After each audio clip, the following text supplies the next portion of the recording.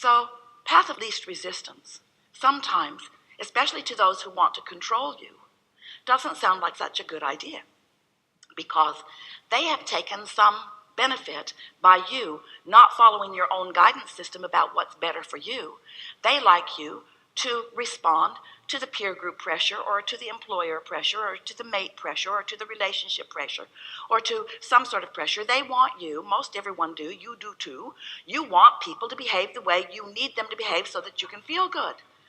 And if you've got someone in your life who is not behaving the way you need them to behave in order for you to feel good, we know that you spend quite a bit of time thinking about that person and their bad behavior and giving them the credit for why you don't feel good.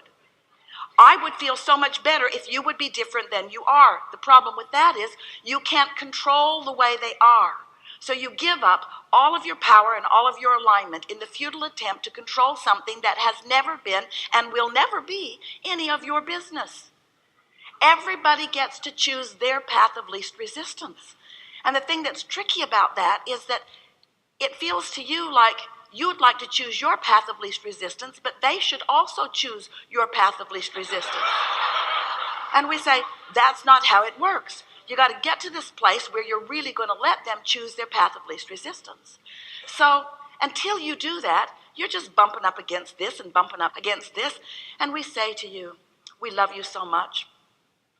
But what we notice is that you're living such conditional lives. If this condition would change, then I'll feel good, you say. Or if that condition would change, then I'll feel good. But you can't control the conditions, so you get all balled up in this futile conversation with people up close to you and people on television, with the whole world, that if they would just be different, you would feel better. And what we want you to understand, Esther said the other day, I keep catching these 4-second glimpses where I can see a world where each one of us really is following our path of least resistance. And in doing so, we're lined up with all that we are. So we are in confidence and clarity and love. And then from that vibrational stance, law of attraction matches us up with somebody else who in that moment, not forever, not having always been there, and maybe not will ever be there, but in this moment is a vibrational match to that too. And we have this wonderful, albeit temporary, ride together, and then off I keep going on my path of least resistance, and off they keep going on their path of least resistance. But so often, you're not looking for the confident, secure, eternal, ongoing connection with who you really are. You're looking for the approval from somebody else. Do you like what I did? Do you like how I feel about this? Do you agree with me? Esther would say to Jerry, I really want to talk about this. I really want to know what you think. And Jerry would say, I don't think you really want to know what I think. I think you just want me to agree with what you think. And Esther would say, no, it couldn't be that, but it was exactly that. It was exactly that. Because it is sort of satisfying to have somebody who agrees with you, who validates you, who says, yes, I have weighed all of the pros and cons of the injustices that you have just lived with that person, and I agree completely that you are right and they are wrong. And you say, it is so good that you feel that way.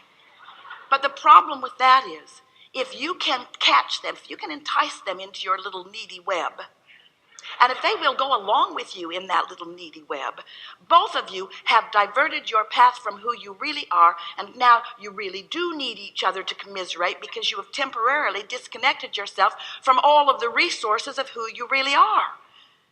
And we just want to point out to you, you could get a whole lot of people agreeing with you about a whole lot of things, and it's still puny and paltry in comparison with your connection to who you really are. So, you really don't want to give up your connection to who you really are for some agreement that is temporary and maybe not even real. They're probably just afraid of you. Afraid of the repercussions that they get from you if you don't agree with them. Oh yeah, you're right, I'm sure you're right about that. I'm sure you're exactly right about that. I agree with you completely. Sometimes they've discovered it's the only way they can get you to stop talking about what's bothering you. Yeah, you're right, you're probably right, yeah. I think that's right, yeah, I think that's right.